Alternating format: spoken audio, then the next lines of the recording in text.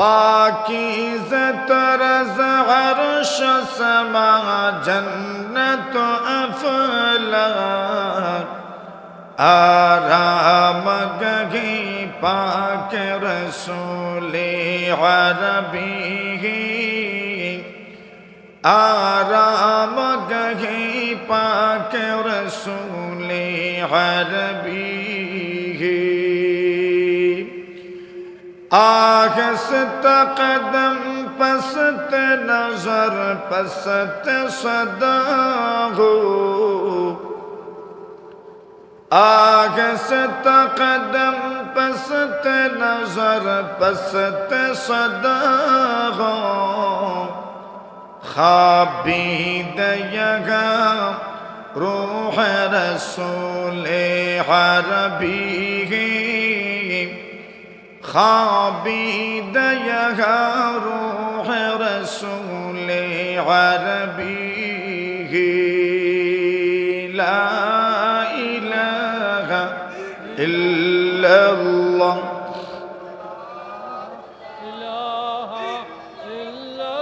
ला इलाहा इल्लल्लाह मुहम्मदुर রাসূলুল্লাহ।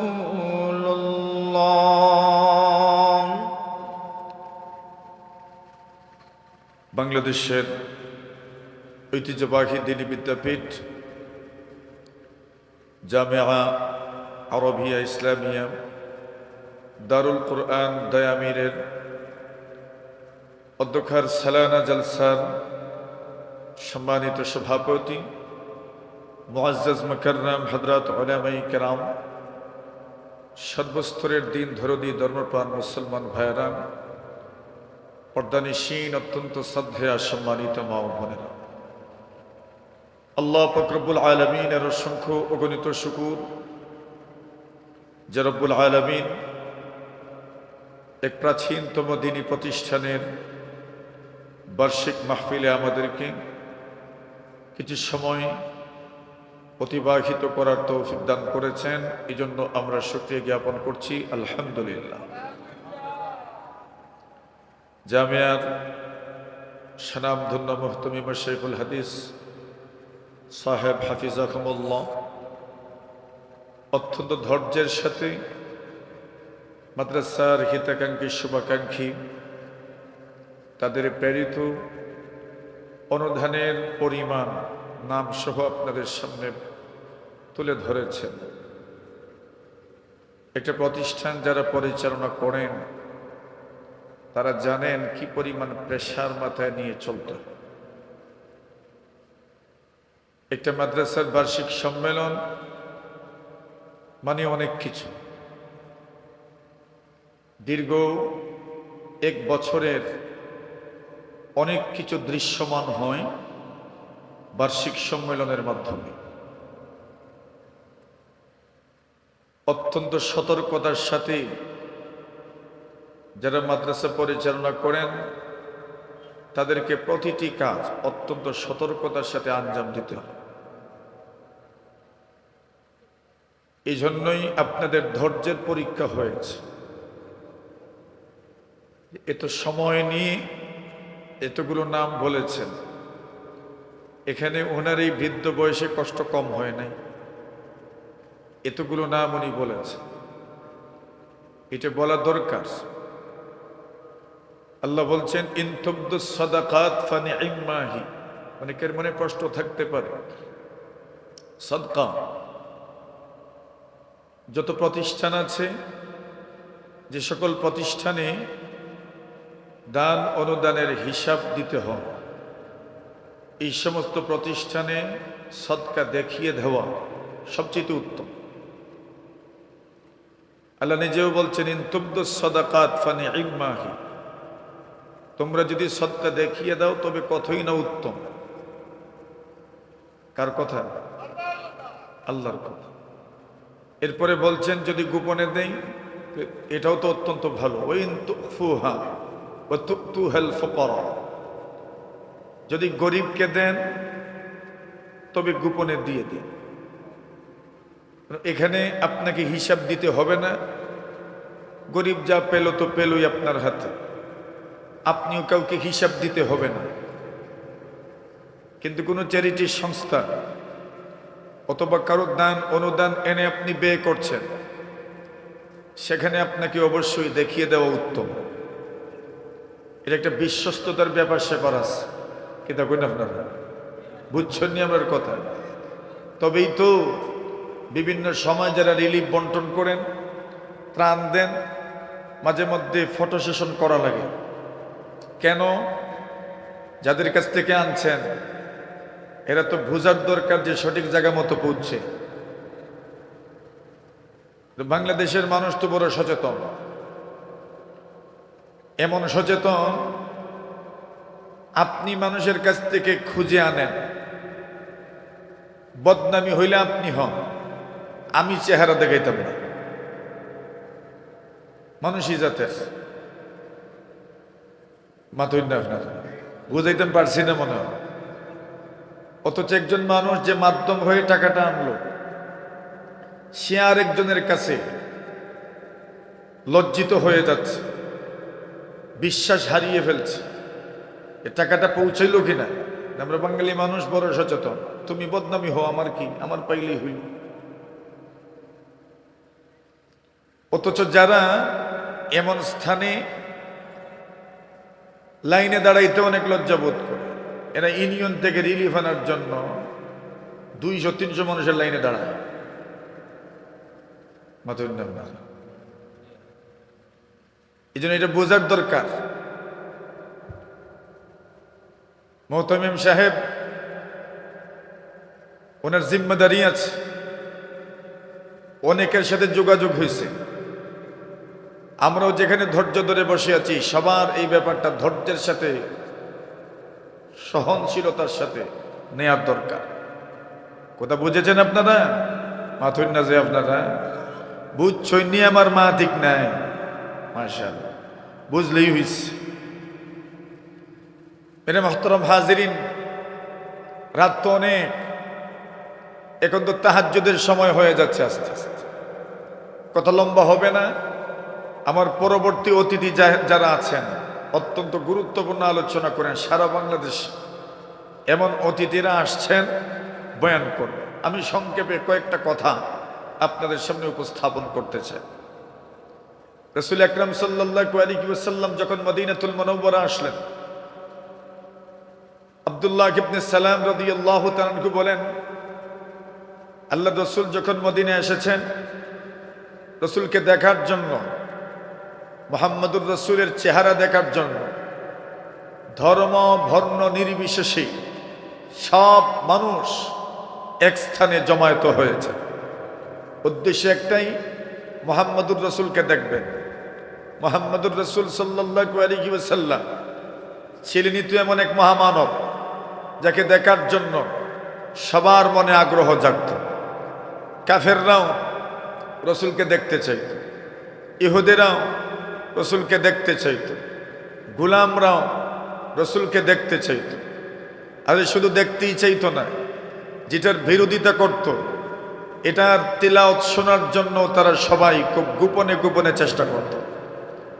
কোরআনে মাজিদ নবীজি তিলাওয়াত করতেন, বাহ্যিক দৃষ্টিতে তারা কোরআনের বিরোধিতা করত, কিন্তু গোপনে রাতের আধারে আল্লাহর কালামের তিলাওয়াত শোনার জন্য, মহানবীর সুন্দর কণ্ঠে, মায়াবী কণ্ঠে আল্লাহর কোরআন তিলাওয়াত শোনার জন্য জমায়েত হইত। তারা তাদের একজনের কাছে আরেকজন দরাও পড়ত, কিন্তু এরপরেও তারা বাদ দেয় নাই।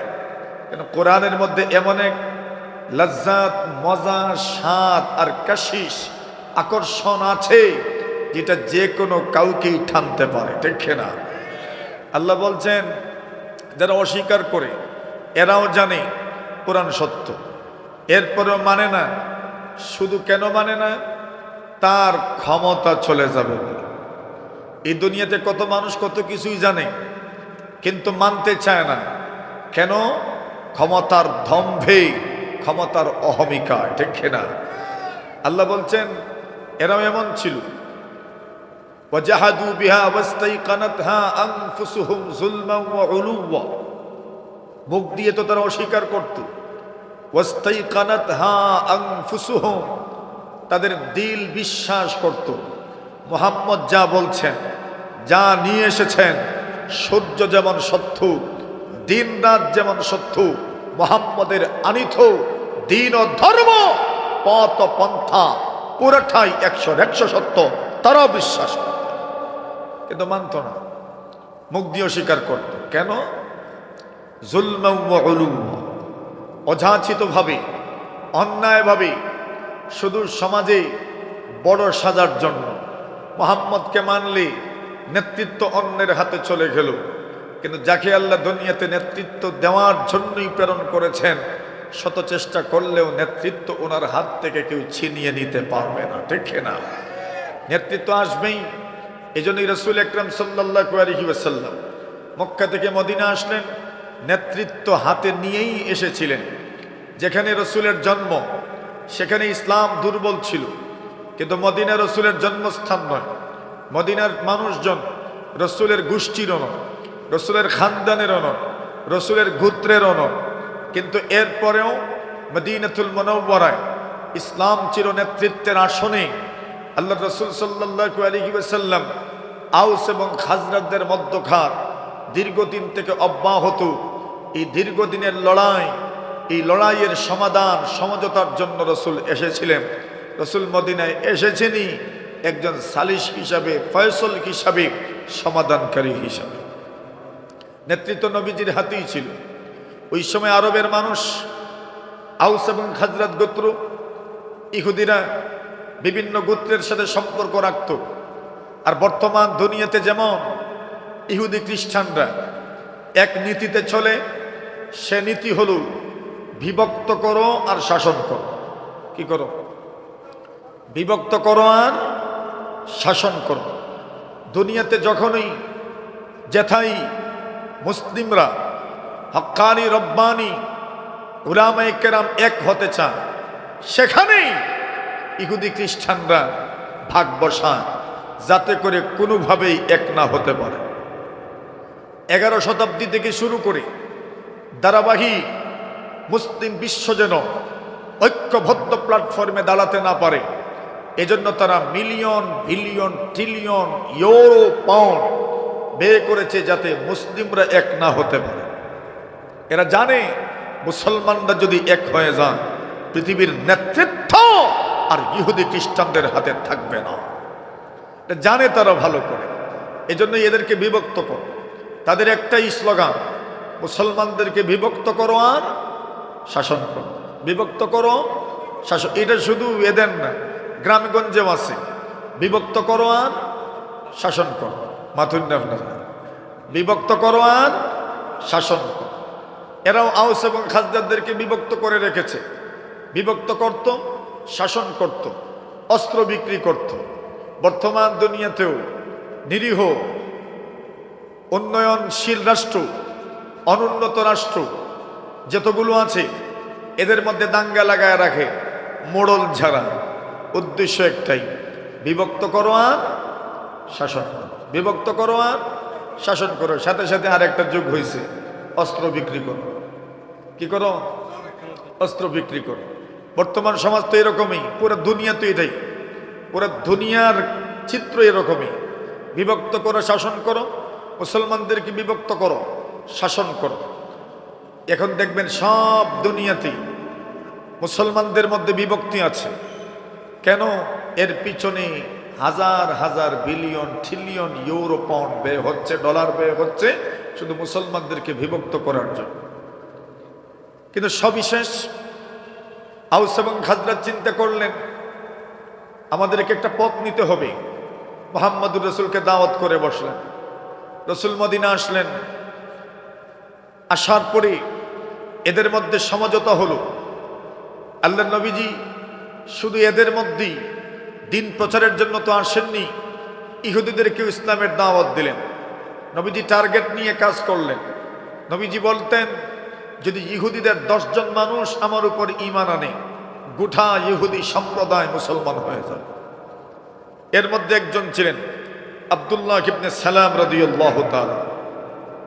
তাওরাতের পণ্ডিত ছিলেন, জাবুর ইঞ্জিলের পণ্ডিত ছিলেন, বড় আলেম, ইহুদিদের কাছেও ক্যারিসমেটিক নেতৃত্বে গুণের অধিকারী একজন নেতা ছিলেন, বড় আলেম ছিলেন। ইহুদিরা বড় সম্মান করত। আল্লাহ রসুল তাশকিল করলেন, দাওয়াত দিলেন, মুসলমান হয়ে গেলেন। সুবহানাল্লাহ বলেন।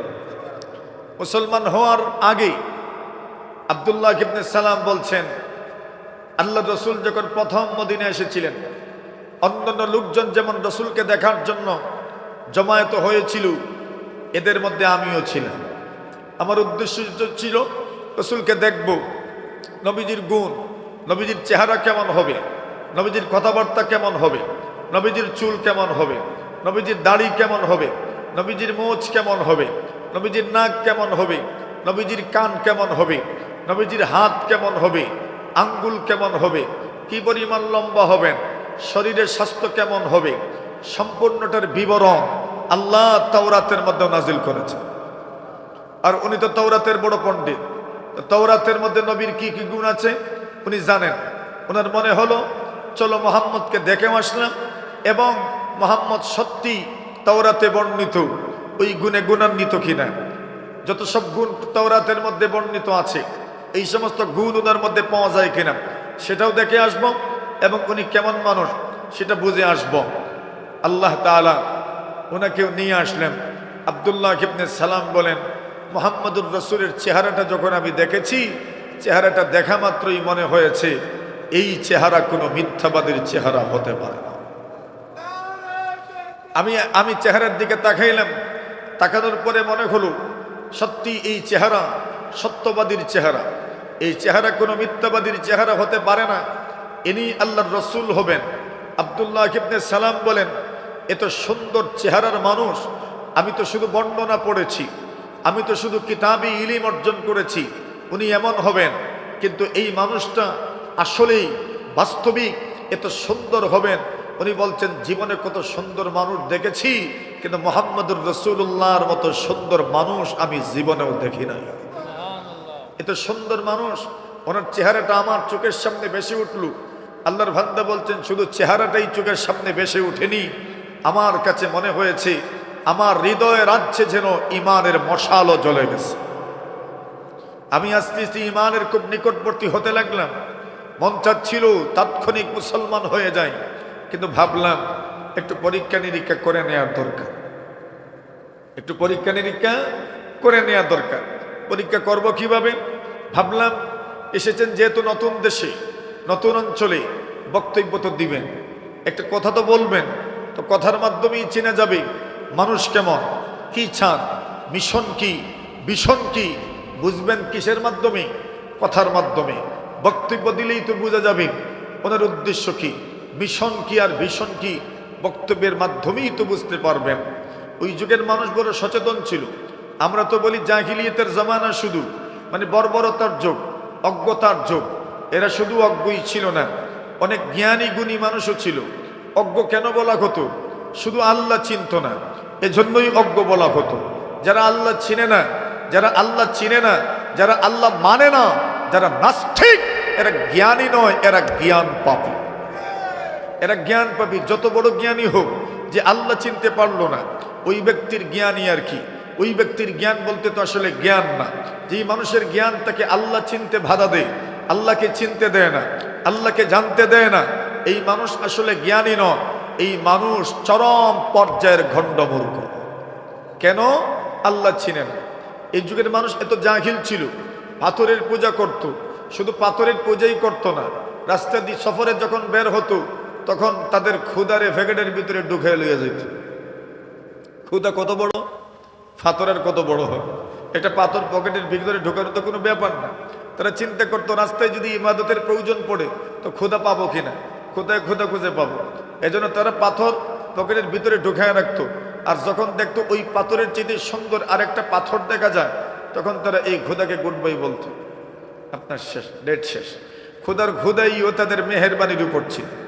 এখন বুঝেন এরা কত বড় জাহিল ছিল। এই পয়েন্টে এরা জাহিল, এই পয়েন্টে জাহিলিয়তের যোগ। অজ্ঞতা ছিল, মূর্খতা ছিল, আল্লাহ চিনত না। নতুবা এই মানুষের সাহিত্য পড়েই তো আমরা সাহিত্য শিখি। আপনি কেমনে তাদেরকে মূর্খ বলবেন? ওই মানুষগুলোর সাহিত্য, ইমরাউল কয়েসের সাহিত্যই তো আমরা পড়ি, তারাফা বিক্রির সাহিত্যই তো আমরা পড়ি। ওই যুগের মানুষের আরবি পড়তে পড়তেই তো আমরা আরবি শিখি। এর মানে কি এদের সাহিত্যের অভাব নেই, এদের অলংকার শাস্ত্রের মধ্যে এদের যে দখল আছে এটা বলার বাহিরে। শিক্ষা আছে, কিতাবী জ্ঞান আছে, কিন্তু অজ্ঞ কোন হিসাবে কি চিন্ত না? আল্লাহ চিন্ত না। যে ব্যক্তি আল্লাহ চিনে না, জানে না, শিক্ষিত না মূর্খ? জোরে বলেন, শিক্ষিত না মূর্খ? কেন? কি চিনে না? আল্লাহ চিনে না। যে ব্যক্তি আল্লাহ চিনল না, জানল না, সেটা চরম পর্যায়ের মূর্খ মানুষ। আব্দুল্লাহ ইবনে সালাম বলেন, আমার মনে হলো আচ্ছা ওনার জবান থেকে কিছু শোনার দরকার। কিছু তো বলবেন। নতুন দেশ, নতুন মাটি, নতুন সমাজ, নতুন সমাবেশ, কিছু তো আজকে বলবেন। আর আজকের বক্তব্যই ওনার আগামী কেমন হবে এটা বোঝা যাবে। দেখেন নাই আমাদের দেশে যখন মানুষ অনেক দিন পরে অথবা কোথাও বড় একটা সমাবেশ হয়, তখন সবাই বক্তব্যের দিকে চেয়ে থাকে, বক্তব্য শুনতে চায়। দেখি না কি বলেন, কেন? ওনার কথার মাধ্যমেই আগামী লুকিয়ে আছে, ওনার কথার মধ্যেই দেশের ভবিষ্যৎ লুকিয়ে আছে, ঠিক কিনা? এই জন্য বক্তব্য এমন এক জিনিস। নবীজি আজকে বক্তব্য দিবেন। আকসাম বিন সাইফি রাদিয়াল্লাহু তাআলা আনহু নবীজির কাছে লোক পাঠালেন, মোহাম্মদ কেমন জেনে আসো। ঈমান আনতে মন চাচ্ছে, মোহাম্মদ দাওয়াত দিচ্ছেন, ইসলামের দাওয়াত দিচ্ছেন, কিন্তু উনি আসলে কেমন মানুষ, বংশমর্যাদা কেমন, গোত্রীয় পরিচয় কি, মানুষ হিসেবে কেমন, সেটা জানার তো দরকার। জানলে পরে না ওনার নেতৃত্ব আপনি মেনে নিবেন কিনা তা আপনি ডিসাইড করবেন, সিদ্ধান্ত নিবেন। দুইজনকে পাঠালেন, যাও মোহাম্মদকে চিনে আসো, মোহাম্মদকে প্রশ্ন করবা, সরাসরি প্রশ্ন করবা, মান আনতা, আপনি কে? 2 নম্বর প্রশ্ন করবেন, ওয়ামা আনতা, আপনার পরিচয় কি, আপনার পরিচয় কি, আপনার মিশন কি, আপনার উদ্দেশ্য কি, আপনার মিশন কি বলুন। মুহাম্মদুর রাসূল পরিচয় দিলেন, আনা মুহাম্মদ ইবনে আব্দুল্লাহ, আমি আব্দুল্লাহর ছেলে মোহাম্মদ। ব্যাস, আর কিছু বলেন নাই, দাদার নামও বলেন নাই। মানুষ যখন তার পরিচয় দিবে, কার নাম দিবে, কার নাম বলবে? জোরে বলে। এখনকার দুনিয়াতে মানুষ বাবার নাম বলে না, দুলাভাইয়ের নাম বলে। অনেকে বলে আমারে চিনিস, মানে চিনবো না, মানে তুমি তো অমুকের ছেলে। আরে বেটা, আমি অমুকের শালা। মতন না বলে, কি বলে না? আচ্ছা তুমি নিজেই যদি শালা হয়ে যাও তো আমরা কেটা করতাম? তো মানুষই তো তোমার শালাই কইব। মাথুন না আপনারা, তুমি নিজেই যখন শালার পরিচয় দিচ্ছ, তো মানুষ কি তোমাকে অন্য পরিচয় দিয়ে? মানুষ তো তোমাকে এটাই বলবে। তাহলে আমাদের পরিচয় বাবার পরিচয়।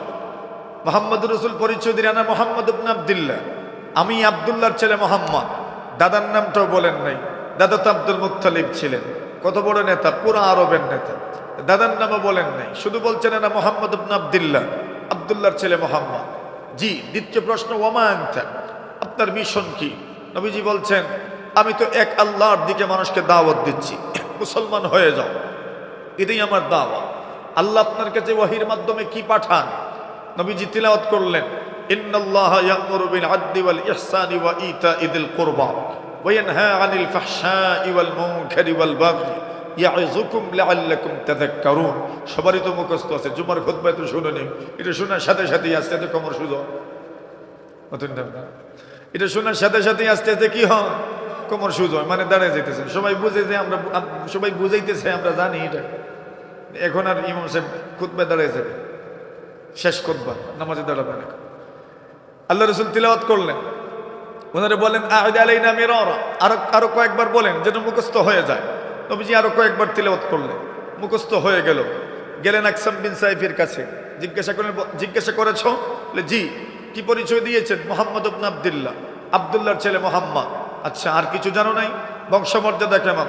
এরা বলে, উনি তো মুহাম্মদ ইবনে আব্দুল্লাহ বলছেন, কিন্তু আমরা তথ্য নিলাম, আমরা অনুসন্ধান করলাম মুহাম্মদের বংশমর্যাদা কেমন। পুরো দুনিয়ার জুড়ে মুহাম্মদের বংশের মতো কোনো বংশ হতে পারে না, এমন বংশের মানুষ, এমন বংশের মানুষ উনি। জিজ্ঞাসা করেছি, ওমা আনতা, আপনি কে, আপনার মিশন কি? বলছেন, আমার মিশন তাওহীদের দাওয়াত, রিসালাতের দাওয়াত। এই 2 দাওয়াত আমার মিশন। মানুষকে আখিরাতের কথা স্মরণ করিয়ে দেওয়া, এটা আমার মিশন। আমরা জিজ্ঞাসা করেছি, আল্লাহ যে ওয়াহী নাজিল করেন কিছু আমাদেরকে তিলাওয়াত করে শোনান। নবীজি তিলাওয়াত করে শুনিয়েছেন এই আয়াত। আকসাম বিন সাইফি বলেন, সত্যি তো, অত্যন্ত চমৎকার কথা। অত্যন্ত চমৎকার কথা। এর চাইতে উন্নত কথাই তো হতে পারে না। আল্লাহ বলছেন সমতার আদেশ করেন। আল্লাহ সমতার আদেশ করেছেন, আল্লাহ ইহসানের আদেশ করেছেন, নিকটাত্মীয়দেরকে দেওয়ার আদেশ করেছেন। অশ্লীলতা, গর্হিত কাজ, জুলুম, অন্যের উপর অবিচার থেকে আল্লাহ তাআলা নিষেধ করেছেন, বারণ করেছেন। আকসাম বিন সাইফি বলেন এগুলোই তো উত্তম আদর্শ, এর চাইতে উত্তম কিছু তো হতে পারে না। তবে আর দেরি করছি কেন, চলো সবাই মিলে মুসলমান হয়ে যায়। বাস এক আয়াতের তিলাওয়াত, সবাই মুসলমান হয়ে গেলেন। আব্দুল্লাহ ইবনে সালাম বলেন আমারও মনে হলো একটু বক্তব্য শোনার দরকার। ফাকানা আউওয়ালা মা তাকাল্লামা বিহি আফশুস সালাম। আব্দুল্লাহ ইবনে সালাম রাদিয়াল্লাহু তাআলা আনহু বলেন ফাকানা আউওয়ালা মা তাকাল্লামা বি, আল্লাহর হাবিব বিশ্বনবী মুহাম্মদুর রাসূলুল্লাহ সাল্লাল্লাহু আলাইহি ওয়াসাল্লামকে এক নজর দেখার জন্য গিয়েছিলাম। সুন্দর চেহারা যখন দেখেছি ঈমানের মশাল আমার অন্তরে জ্বলা শুরু করেছে। আল্লাহর পয়গম্বরের সুন্দর চেহারা, অন্তরে ঈমানের মশাল জ্বলছে। আব্দুল্লাহ ইবনে সালাম বলেন একটু বক্তব্য শুনে নেই, বক্তব্যের মাধ্যমে পরিচয় হয়ে যাবে উনি কোন মনের মানুষ, কোন মানসিকতার মানুষ। আব্দুল্লাহ ইবনে সালাম বলেন ফাকানা আউওয়ালা মা তাকাল্লামা বিহি, আল্লাহর নবীজি মদিনাতুল মুনাওয়ারা অচেনা মানুষ, অচেনা সমাজ, অচেনা মাটি, অচেনা জনসমাবেশ, যেই জনসমাবেশ ইতিপূর্বে রাসূল দেখেন নাই, যে মানুষগুলোকে ইতিপূর্বে কয়েকজন ব্যতীত অন্যদেরকে দেখেন নাই। বিভিন্ন ধর্মের মানুষ, বিভিন্ন বর্ণের মানুষ, বিভিন্ন মন মানসিকতার মানুষকে সামনে নিয়ে রাসূল বক্তব্য দিচ্ছেন। আজকের বক্তব্য যে ঐতিহাসিক বক্তব্য হবে কোনো সন্দেহ নাই। কেন রাসূলের সামনে এমন সকল মানুষ আছেন যাদের এক মন মানসিকতা এক নয়, যাদের বিশ্বাস এক নয়, যাদের ধর্ম এক নয়, যাদের আকীদা এক নয়, যাদের বর্ণ এক নয়, যাদের রুচি এক নয়। আল্লাহর হাবিব সাল্লাল্লাহু আলাইহি ওয়াসাল্লাম সবার সামনে যে বক্তব্য দিলেন, আব্দুল্লাহ ইবনে সালাম বলেন প্রথম বক্তব্যই চির শান্তির বার্তা সম্বলিত বক্তব্য। আল্লাহর রাসূল প্রথম বক্তব্যই বলেছেন ফাকানা আউওয়ালা মা তাকাল্লামা বিহি, সর্বপ্রথম আল্লাহর হাবিব যে কথাটা বললেন সেই কথাটা ছিল আফশুস সালাম, তোমরা সালামের প্রচার প্রসার করো, সালামের প্রচার প্রসার করো। বুঝেই তো যাচ্ছে পয়গম্বর শান্তির বার্তা দুনিয়াতে নিয়ে এসেছেন। এই জন্য বিশ্ব শান্তির মূর্ত প্রতীক বলা হয় রাসূলুল্লাহ সাল্লাল্লাহু আলাইহি ওয়াসাল্লামকে। আল্লাহর হাবিব বললেন আফশুস সালাম, তোমরা সালামের প্রচার এবং প্রসার করো। মদিনাবাসীকে সর্বপ্রথম যেই বক্তব্য শুনাইলেন, যেই কথাটা শুনাইলেন, সেই কথাটাই ছিল সালামের কথা। আল্লাহর হাবিব সাল্লাল্লাহু আলাইহি ওয়াসাল্লাম হাদিস শরীফের মধ্যে বলেন আল বাদি বিসসালাম বারিউম মিনাল কিব। আল্লাহর হাবিব বলেন একটা সমাজ যদি সুন্দর করতে চাও, সমাজ ব্যবস্থা উন্নত করতে হলে সমাজের মধ্যে কিছু জিনিস চালু করতে হয়, সমাজ ব্যবস্থা সুন্দর হবে সালামের মাধ্যমে। আল্লাহর হাবিব সাল্লাল্লাহু আলাইহি ওয়াসাল্লাম বলেন সালামের প্রচার প্রসার করো, একটা সুন্দর সমাজ ব্যবস্থা গঠিত হয়ে যাবে। আদর্শ সমাজ ব্যবস্থার প্রথম উপাদান হচ্ছে সালামের প্রচার ও প্রসার। আল্লাহর হাবিব বলছেন যে ব্যক্তি প্রথম সালাম দিবেন প্রমাণ হয়ে যাবে উনি অহংকার মুক্ত, ধাম্বা মুক্ত, অহমিকা মুক্ত প্রমাণ হয়ে যাবে। আল বাদি বিসসালামি বারিউম মিনাল কিব। আল্লাহর হাবিব বলেন যে ব্যক্তি প্রথমে সালাম দিবেন বোঝা যাবে তার অন্তরে অহংকার নাই। আর অহংকার মুক্ত সবাই যদি হয়ে যেতে পারেন তবে সমাজের মধ্যে কোনো উশৃঙ্খলার বিশৃঙ্খলার পাওয়া যাবে না, ঠিক কিনা? সমাজের মধ্যে যত ধরনের উশৃঙ্খলা বিশৃঙ্খলা আর যত ধরনের হযবরল অবস্থার সৃষ্টি হয়, এটা তো কোনো একজনের অহমিকা অহংকার ধম্বের কারণে অন্যরা যখন জিদ্দি হয়ে যায় তখনই তো এই সমাজ ব্যবস্থার মধ্যে অশান্তির বীজ বপিত হয়ে যায়, রোপিত হয়ে যায়, ঠিক না? সুন্দর সমাজ ব্যবস্থা কিভাবে হতে পারে? আল্লাহ রাসূল নতুন একটা দেশে, নতুন মাটিতে, নতুন সব মানুষের সামনে, বিভিন্ন ধর্ম বর্ণের মানুষের সামনে যেই বক্তব্য দিয়েছেন, এই বক্তব্যের মাধ্যমেই ফুটে উঠছে কিভাবে সমাজ ব্যবস্থা সুন্দর করা যায়। আল্লাহর হাবিব সাল্লাল্লাহু আলাইহি ওয়াসাল্লাম বলেন লা তাদখুলুল জান্নাতা হাত্তা তুমিনু। নবীজি সাল্লাল্লাহু আলাইহি ওয়াসাল্লাম বলেন সাহাবীরা আমার, তোমরা জান্নাতে প্রবেশ করতে পারবে না যতক্ষণ পর্যন্ত তোমরা পরিপূর্ণ ঈমানদার না হয়ে যাবে। আল্লাহর রাসূল বলছেন ওয়ালা তুমিনু হাত্তা তাহাব্বু। আল্লাহ রাসূল বলছেন তোমরা পরিপূর্ণ ঈমানদার ততক্ষণ পর্যন্ত হবে না যতক্ষণ পর্যন্ত তোমরা পারস্পরিক মিল মহব্বত তোমাদের মধ্যে সৃষ্টি হবে না। যখন তোমরা একজন আর একজনকে মহব্বতের চোখে দেখবে না, শ্রদ্ধার চোখে দেখবে না, আন্তরিকতার চোখে দেখবে না, মায়া মমতা স্নেহ মমতা যখন থাকবে না, নবীজি বলছেন ঈমানের মধ্যে পূর্ণতা আসবে না। আল্লাহর হাবিব বলেন যদি ঈমান না হয়, ঈমানদার যদি না হয়, জান্নাতে যেতে পারবে না। নবীজি বলছেন পরিপূর্ণ ঈমানদার হতে করে পারস্পরিক মিল মহব্বত থাকতে হবে। এইবার নবীজি সাল্লাল্লাহু আলাইহি ওয়াসাল্লাম বলেন আলা আদুল্লুকুম আলা শাইইন ইযা ফাআলতুমুহু তাহাব্বাতুম। আল্লাহর রাসূল বলেন সাহাবীরা আমার, আমি কি তোমাদেরকে এমন একটা আমলের কথা বলবো না যে আমলটা করলে পরে তোমাদের মধ্যে মহব্বত সৃষ্টি হয়ে যাবে? আল্লাহর নবীজির সাহাবায়ে কেরাম বলেন কেন নয় ইয়া রাসূলুল্লাহ, অবশ্যই বলুন যে আমলটা করলে পরে আমাদের মধ্যে মহব্বত তৈরি হয়ে যাবে, সৃষ্টি হয়ে যাবে। সেই আমলটা অবশ্যই বলেন যে আমলটা করলে পরে সামাজিক সৌজন্যতা এবং সৌহার্দ্যতা প্রতিষ্ঠিত হয়ে যাবে। যে আমলটা করলে পরে সামাজিকভাবে আমাদের মধ্যে মিল মহব্বত এবং সম্প্রীতির মেলবন্ধন মজবুত হবে, সুদৃঢ় হবে। ওই আমলটা অবশ্যই আপনি আমাদেরকে বলুন। আল্লাহ রাসূল সাল্লাল্লাহু আলাইহি ওয়াসাল্লাম বললেন আফশুস সালাম বাইনাকুম। আল্লাহ রাসূল বলছেন তোমরা পারস্পরিক সালামের প্রচার এবং প্রসার করতে থাকো, তোমাদের মধ্যে মহব্বত তৈরি হয়ে যাবে। আর মহব্বত যদি তৈরি হয়ে যায় তোমাদের ঈমানের মধ্যে পূর্ণতা চলে আসবে। ঈমানের মধ্যে যদি পূর্ণতা চলে আসে আল্লাহ রাসূল বলছেন মরার সঙ্গে সঙ্গে জান্নাতের মেহমান হয়ে যাবেন। নবীজি প্রথম বক্তব্য দিলেন মদিনাতুল মুনাওয়ারায় আফশুস সালাম, সালামের প্রচার প্রসার করো। 2 নম্বর বক্তব্য তুলে ধরলেন ওয়া আতিমুত তাআম। আল্লাহর হাবিব সাল্লাল্লাহু আলাইহি ওয়াসাল্লাম বলেন অসহায় ক্ষুধার্ত যারা আছে তাদেরকে তুমি খাবার খাওয়াও, এদের পেছনে তুমি ব্যয় করো, এদের তরে তুমি ভালোবাসা বিতরণ করো, এদের জন্য তুমি কিছু বরাদ্দ রাখো। এরা অসহায় মানুষ, নিরীহ মানুষ, ক্ষুধার্ত মানুষ। যে মানুষগুলো সমাজের মধ্যে ক্ষুধার্ত আছে ওই মানুষগুলোর জন্য তুমি কিছু করতে থাকো।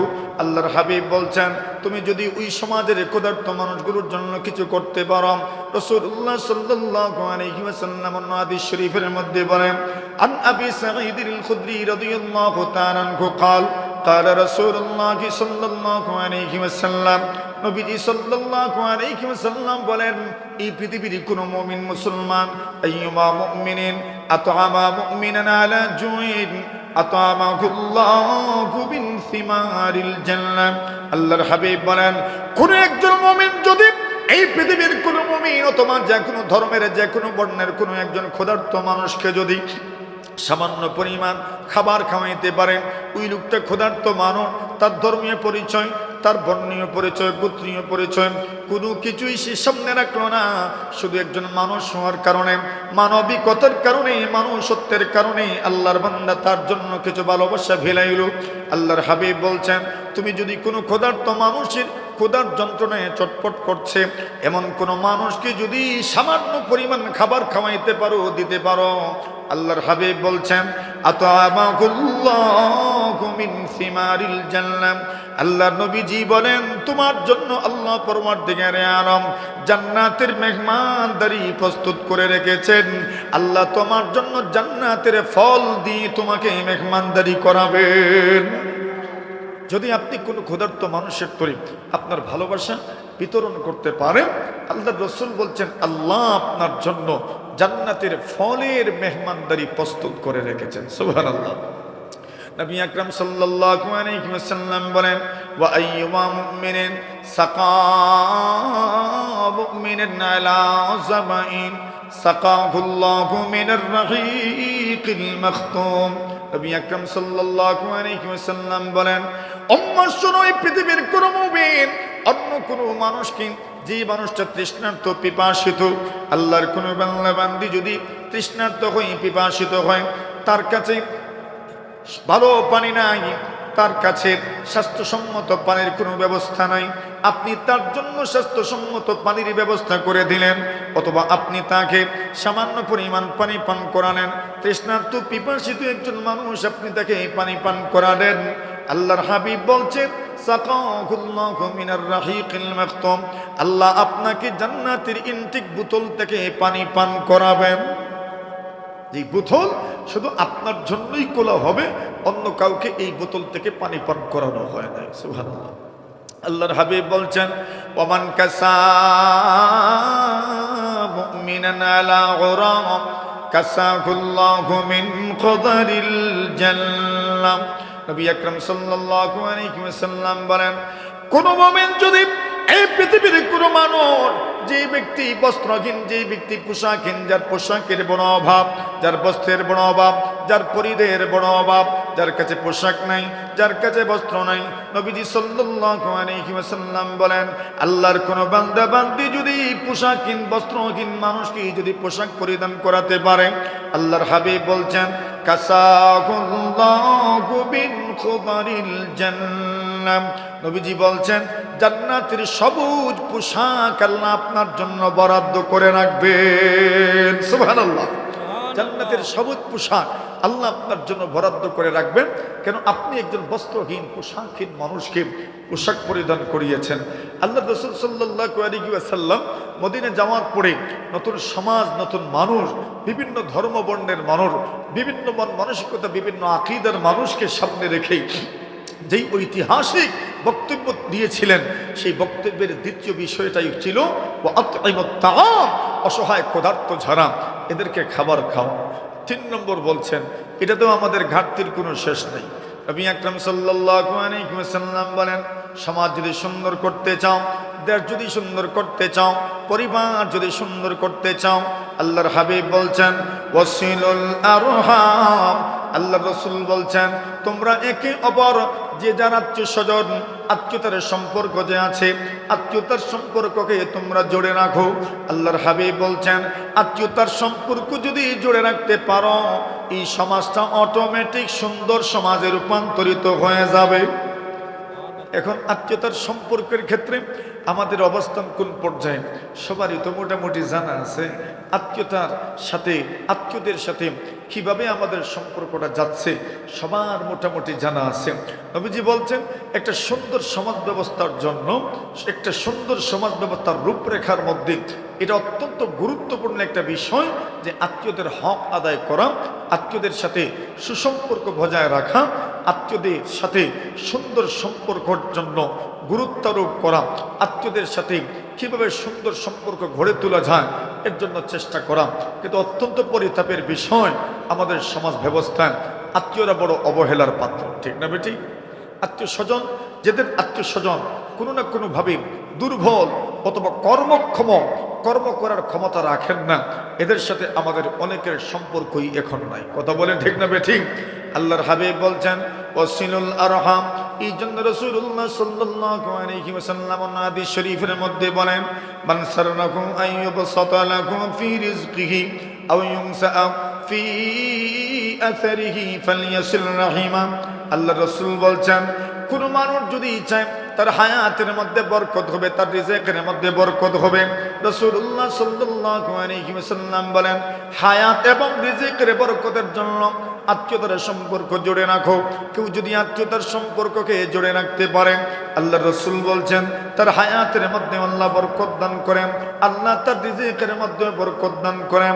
আল্লাহর হাবিব সাল্লাল্লাহু আলাইহি ওয়াসাল্লাম 4 নম্বর বক্তব্য দিলেন।